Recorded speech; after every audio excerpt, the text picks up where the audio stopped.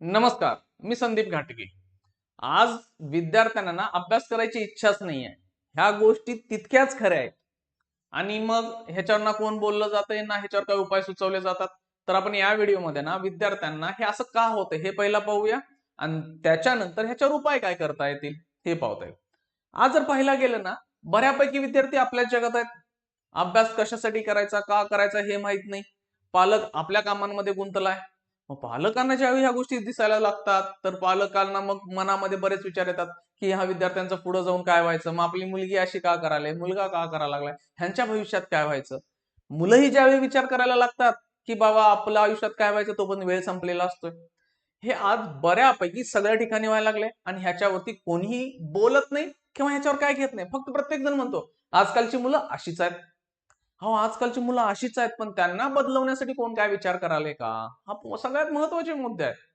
आज माझ्याकडे पालक येत आहेत, आता आमचे कॉलेजेस, शाळा ह्या सगळ्या गोष्टी आहेत. तर पालकांचे प्रश्न काय होत आहे, की सर काही विद्यार्थी आहेत की अभ्यास करतायत, पण काही विद्यार्थी नाही पूर्णपणे भरकटलेले आहेत आणि तो नंबर दिवसेंदिवस वाढायला लागला. आज तुम्ही स्वतः बघा की वर्गांमध्ये वगैरे अभ्यास करणारे किती विद्यार्थी उरलेत. शाळेंचा अभ्यास वेगळा आहे. 10वी पर्यंत जर तुम्ही मार्क बघितला ना तर तो एक मोठा फुगा आहे. शाळा मुद्दाम मार्क देतात, टेन्शन नको, मॅक्सिमम प्रायव्हेट शाळा आहे. 80-90% मार्क्स द्या, पालक खुश, मुलं खुश, सगळं झालं. 10वीचे मार्क्स ढीगभर आहेत. खरे मार्क्स तुम्हाला जर पाहिजे असतील विद्यार्थ्यांचे तर तुम्ही 12वीच्या एंट्रन्स एक्झामचे मार्क्स बघा.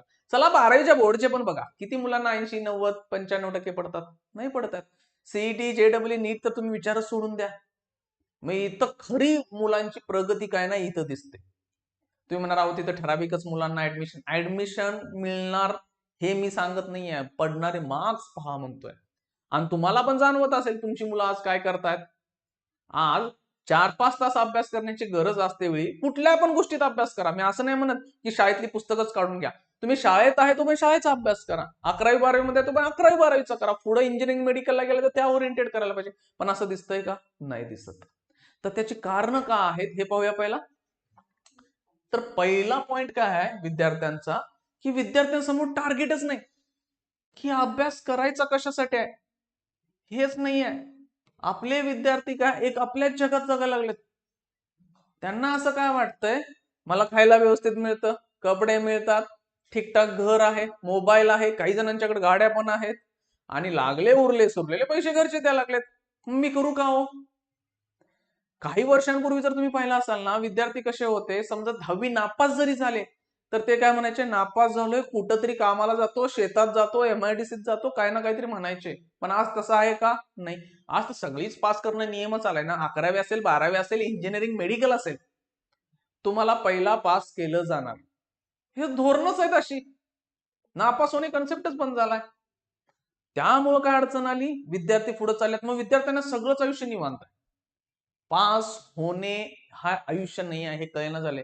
मग विद्यार्थ्यांना ना बसले ना तर अशी तोंड पाडून बसलेले असतात. दिवसभर काही अभ्यास नाही, गावभर फिरायचं, टीव्ही बघायची आणि एक आलंय की मोबाईल आपल्याकडे टेन्शनच नाही. जर तुम्ही लहान वयात मुलांना मोबाईल दिलाय तर मुलांना तुम्ही दोरी दिल्या. दोरी ती कशासाठी वापरणार सांगायची गरज नाही. चांगल्या कामासाठी नाही वापरणार, वेगळ्याच गोष्टींसाठी वापरणार. स्वतः पालक आता पालक म्हणजे सर दिलाय आता झाल्या चूक आता पुढं काय. हा बोलू त्या गोष्टींवरती. पण प्रश्न काय पडलाय विद्यार्थ्यांच्याकडे काही टार्गेटच नाहीये की बाबा मला आयुष्यात काय करायचं आहे. तुम्ही म्हणा सर मुलं लहान आहेत त्यांच्याकडे कसं काय टार्गेट असेल. मी असं नाही म्हणत 50व्या वर्षापर्यंत काय कराल. मी म्हणतोय की 1-2 वर्षात तुम्ही काय करणार हे विद्यार्थ्यांना काहीच नाहीये. पालक आपल्याच नादात आहे. तो सोडलाय. तो काय म्हणतोय माझा मुलगा 5वी-6वी ना मार्क किती पडल्यात 90% पडल्यात झालं का.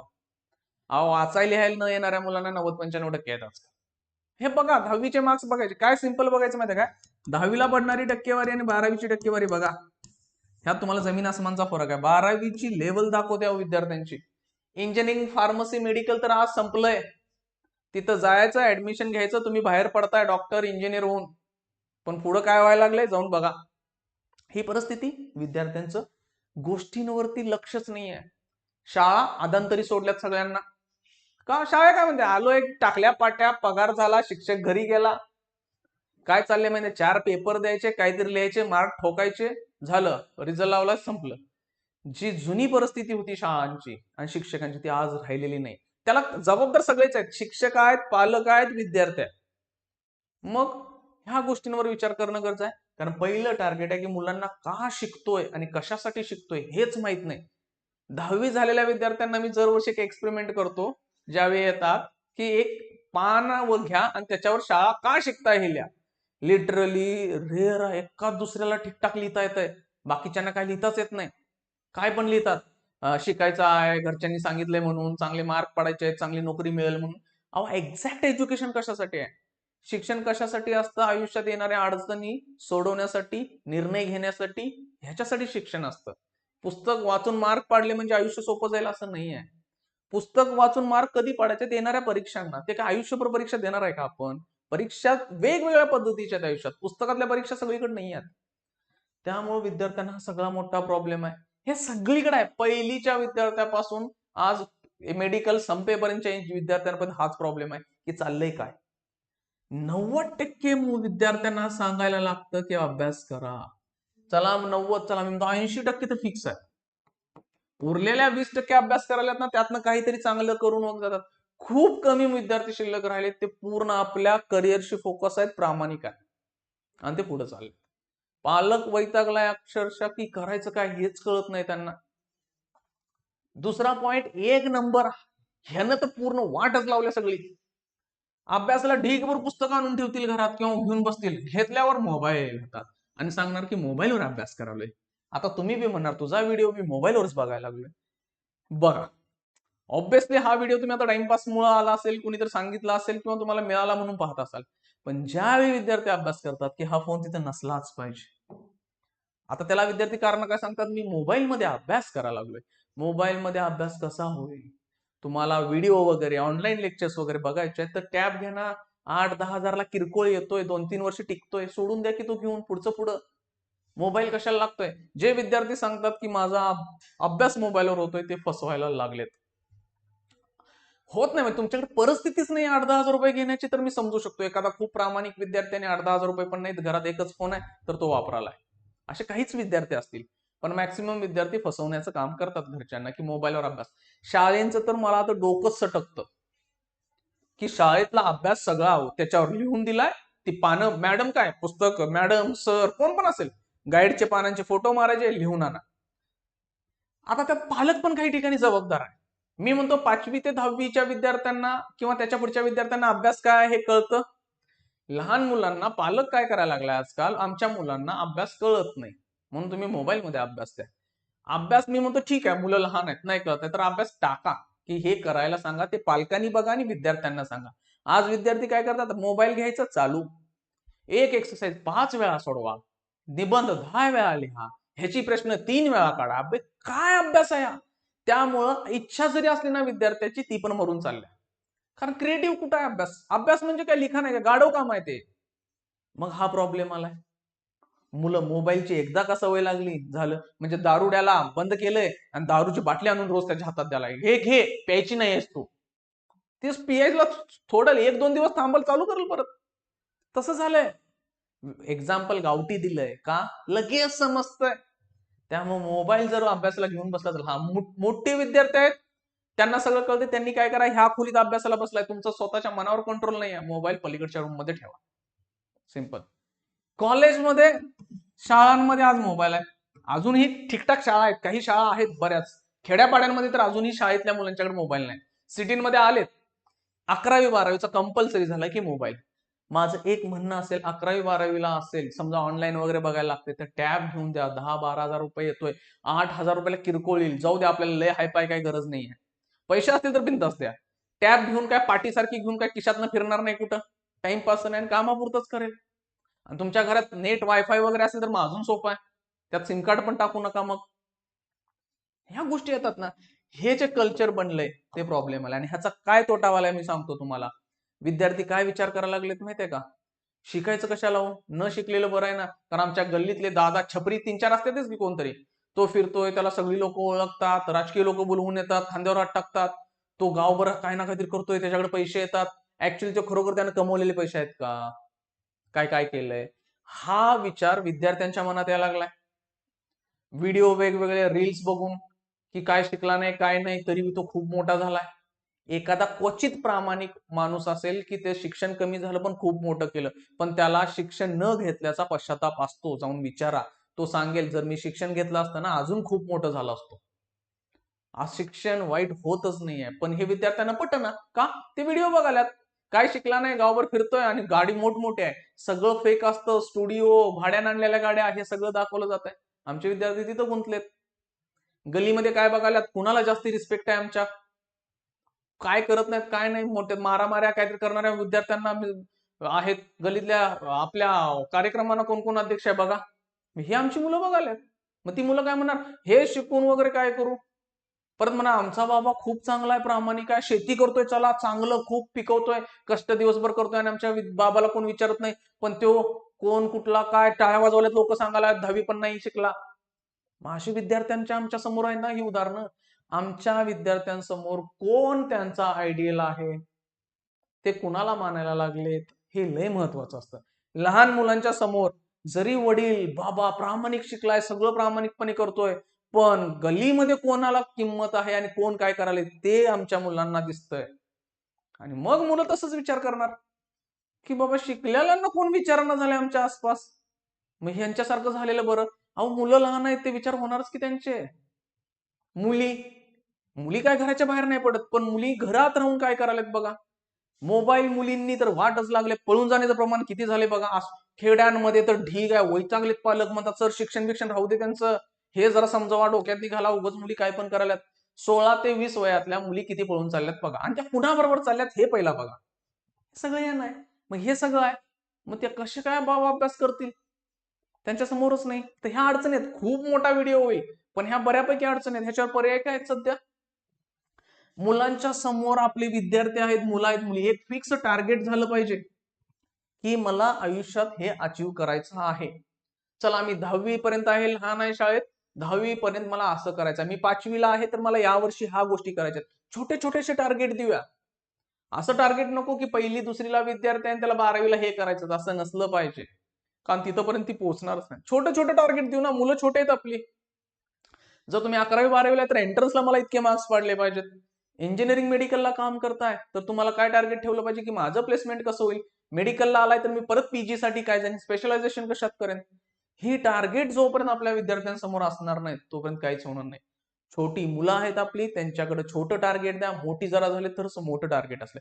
ज्या दिवशी त्यांच्या समोर ध्येय दिसेल त्या रस्त्याने ती पळतील.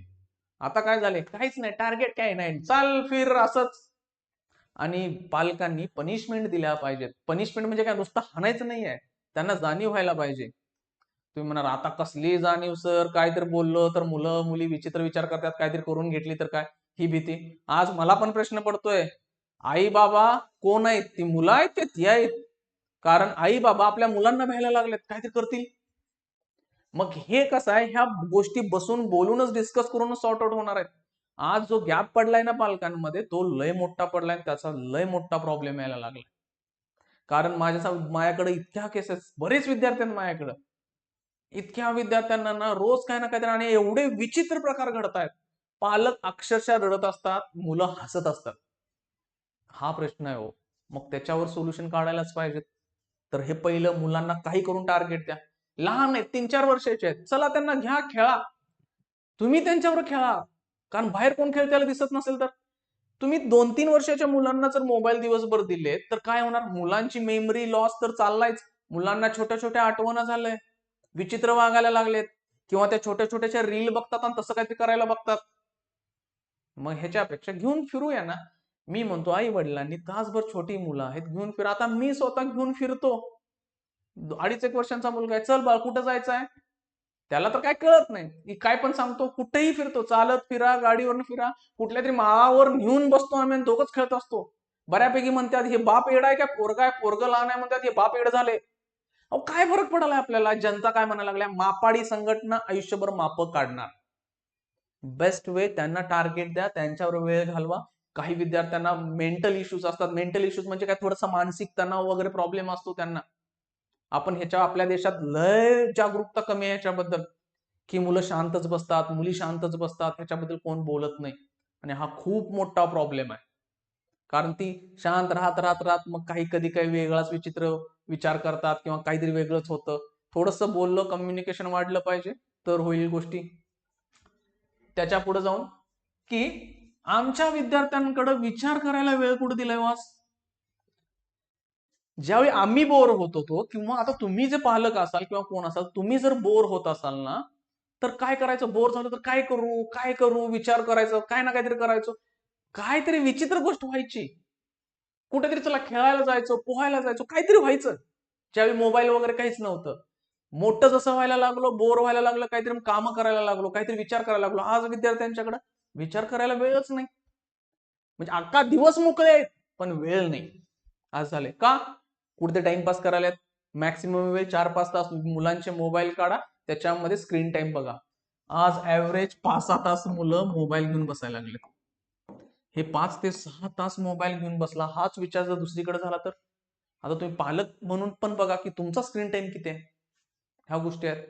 मी म्हणतो तासभर घेतायत, चला काय करतात हे बघणं महत्वाचं आहे. लहान मुलांना तर अजिबात नाही. मी क्लिअर सांगतो. मुलं काय करतात ते बघा. जर मुलं मोकळी राहिली, बोर झाली, काय ना काय तर करत बसतील. लईतले काय होईल, एखाद्या वेळी गाडी सायकलवरनं पडतील, काय तर होईल. आता गाड्या तर द्यायच्याच नाहीत 18च्या खाली, सोडून द्या. सायकलवरनं पडेल, चुकून गलीत भांडणं होतील. लहान मुलं आहेत, होणार ह्या गोष्टी आहेत, नॉर्मल आहेत. आज बघा तुम्ही गल्लींमध्ये वगैरे खेळताना किंवा तुम्ही अपार्टमेंटला वगैरे राहताय तर बाहेर किती मुलं पडायला लागलेत. हे जुन्या काळात होतं ना, हा प्रॉब्लेम आहे. जशी मुलं बोर होतील, विचार करायला लागतील, काय ना काहीतरी आयुष्यात त्यांच्या टार्गेट यायला चालू होईल. मोठी मुलं असतील इंजिनिअरिंग, मेडिकल, फार्मसी, तर ती विचार काय करतील की आयुष्यात मी वेगवेगळं काय करू शकतोय. 100 गोष्टी आठवल्या, त्यातली एक गोष्ट फिक्स होणार आहे. आपल्याला सक्सेस कुठं रोज पाहिजे, प्रत्येक गोष्टीत सक्सेस नाही पाहिजे. आपल्याला एखाद्या गोष्टीत जरी सक्सेस मिळाला, काम झालं आपलं. ठीक आहे. पुढं आणि जी सगळ्यात महत्वाची गोष्ट आहे, हा जो व्यक्ती आणि बरोबर त्याची बायको म्हणजे तुमची आई असेल विद्यार्थ्यांच्या, ते काय करायला लागल्यात तुमच्यासाठी, हे लिटरली लय रेअर चान्स झाला की जाणीव आहे विद्यार्थ्यांना. हा फोटो का टाकला, बाबा गाडी ढकलायला, पण हे बाळ त्याचं बसून त्याच्यावर अभ्यास करायला लागले. का घरी न्यायचं असेल, शाळेला न्यायचं असेल, कुठंतरी असेल, पण हा बाबा उन्हात वगैरे चाललंय. हे प्रत्येकाच्या आई वडील ना काही ना काहीतरी करायला लागले तुमच्यासाठी. मग कोण शेतात असेल, कोण कंपनीत असेल, बाबा पगार किरकोळ जरी असेल तरी तुम्हाला द्यायला लागलेत. ही जाणीव संपले, ही जाणीव होणं गरजेचं आहे. ही जाणीव म्हणणं, आम्ही पालक म्हणजे आम्ही रोज सांगतोय, रोज समजवतोय मुलांना, पण ऐकतात कुठं. ती जाणीव तशी होणार नाहीये. आता जर त्यांना सेन्सिटिव्ह नाही आहेत मुलं, म्हणजे की संपलंय, इमोशन्स गेल्यात ह्या जगात, मग तशी मुलं झाली असतील तर त्यांना सिंपल कामावर न्या. मी म्हणतो काय नाही आहे. आता मी एक हाच उदाहरण मी एका मोठ्या डॉक्टरच्या दिलेला की त्यांनाही हाच प्रॉब्लेम होता. त्यांना सांगितलं की हा प्रॉब्लेम तर ठीक आहे. त्या मुलाला ना तो म्हणजे त्याचे छंदच खूप मोठे होते, कारण घरचे खूप श्रीमंत आहे. मी म्हणलं सिंपल त्याला एक 2-1 दिवस पाठवा. 17-18 वर्षांचा होता. त्या मुलाला पाठवलं कुठंतरी. नाही होय. नंतर पहिल्यांदा म्हणला जातो. 1 दिवस पूर्ण नाही केला. 2-3 वाजता रिटर्न घरी आला आणि मग पश्चाताप. त्यावेळी त्या मुलाला बऱ्यापैकी झाला की एवढं आयुष्य सोपं वाटतंय तेवढं नाहीये. मोठी मुलं झाल्यात, छोटी छोटीशी कामं लावा. मी म्हणतो चला 17-18 वर्षाच्या पुढच्या आहेत ना, पाठवा, चला घेऊन जावा बरोबर कामात, शेताला घेऊन जावा. 2 दिवसात अक्कल येते त्यांना, जमिनीवर येतील. मुली असतात, घरी असेल, हाऊसवाईफ तुम्ही असाल तर तुमच्या मुली वगैरे त्यांना सकाळी 6ला उठवा आणि 2 दिवस घर सांभाळा म्हणून सांगा. काही पण करा. तुम्ही कसे श्रीमंत आहात, गरीब आहात, काय नाहीये. तुम्हाला जे वाटतं करावं ना, त्यांना 2 ते 3 दिवस ट्राय करू द्या. 1-2 दिवस द्या. काही मुलं म्हणतात की सर जनावर घेतो, गोटा करतो. फक्त ते कागदावर म्हणणं, दिसणं सोपं आहे.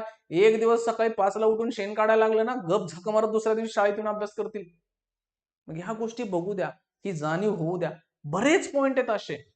व्हिडिओ खूप मोठा व्हायला लागलाय, त्यामुळे थांबवूया. बघू परत डिटेल ह्याच्यावर विचार करू कधीतरी, किंवा बोलू पण आपण. चला, थँक्यू.